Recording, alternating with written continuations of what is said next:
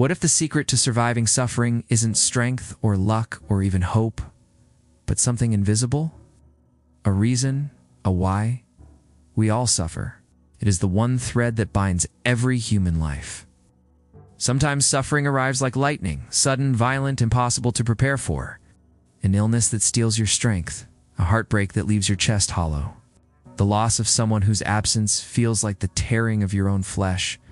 Other times, suffering creeps in quietly. Not as a single blow, but as a slow erosion. The long days that blur into each other. The silent ache of a life that feels directionless. The dull weight of mornings where we rise, but cannot remember why. And here lies the mystery. Two people can face the very same storm, a tragedy, a hardship, a loss, yet their fates diverge. One collapses, consumed by despair. The other endures, even grows stronger, carrying scars as though they were medals. Why? What unseen force allows one soul to bend but not break, while another shatters under the same weight? A German philosopher, Friedrich Nietzsche, offered a haunting clue. He wrote, "He who has a why can bear almost any how." But what did he mean by this? Is he pointing us toward a hidden strength within the human spirit? And perhaps the more urgent question, what does this why look like in our own lives? Is it love? Is it truth? Is it a dream? Is it something we must forge for ourselves out of suffering itself? To answer, we must step back in time. Athens. The air thick with tension, a city divided. In the heart of the court, a man stands accused, not for theft, not for treason, but for asking questions. Socrates. Day after day, he wandered the streets barefoot, confronting craftsmen, politicians, poets. He asked what most feared to ask. What is justice? What is truth? What is a life well lived? Each question was a mirror held up to the city. Many did not like the reflection. Now the verdict has come. A cup of hemlock is placed in his hand. Friends plead with him to flee, to escape into exile. But he refuses, because his why was unshakable. To seek wisdom, to live in harmony with truth, even if truth demanded his life. So he lifts the cup, drinks slowly, and waits for death, calmly, peacefully. Because for Socrates to betray that purpose would have been a greater death than any poison could bring. But centuries later, Nietzsche would look back and wonder, what happens when certainties like these no longer hold? When gods are declared dead, when traditions collapse, when truth itself seems fractured. If even the strongest pillars fall silent, where then do we turn for meaning? Nietzsche himself knew suffering more intimately than most. As a child, he watched his father, a pastor, waste away, his mind and body collapsing before death claimed him. The boy was left surrounded by grief, raised in a house filled only with women in silence. Loss became his earliest teacher. Later, as a young man of dazzling brilliance, he rose quickly, professor at just 24. But behind the acclaim, his body waged war against him. Headaches so violent they blinded him, nausea that left him bedridden for days. Eyes so weakened he could hardly read the very words he was writing.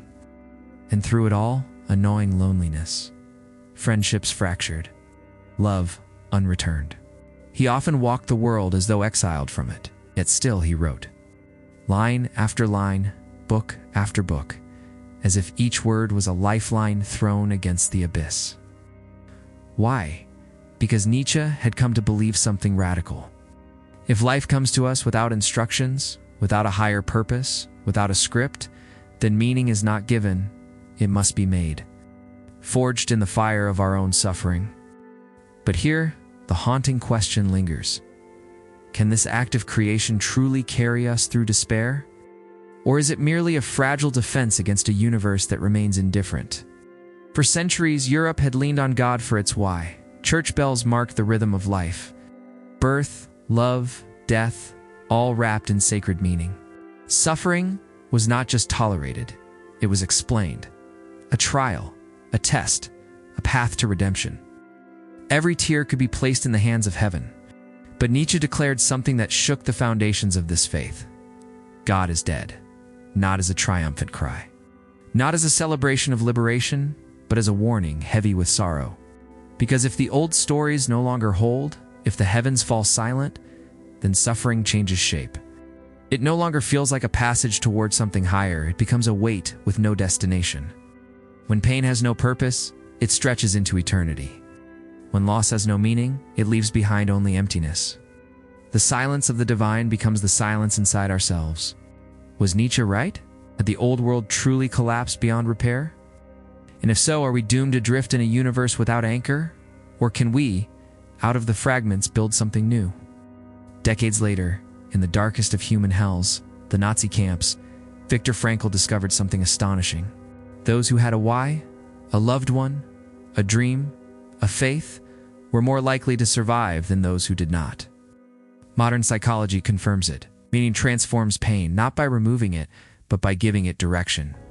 So Nietzsche was not just being poetic. He had stumbled upon a truth written into the human spirit. But here's the paradox. If meaning can carry us through suffering, why do so many of us live without it? Why do we chase comfort, distraction, pleasure, yet feel emptier than ever? Nietzsche's answer was nothing short of radical. He refused the comfort of waiting for salvation, the hope that meaning would descend from heaven or be handed down by tradition. No, he insisted. We must stop waiting for meaning to be given. We must create it ourselves.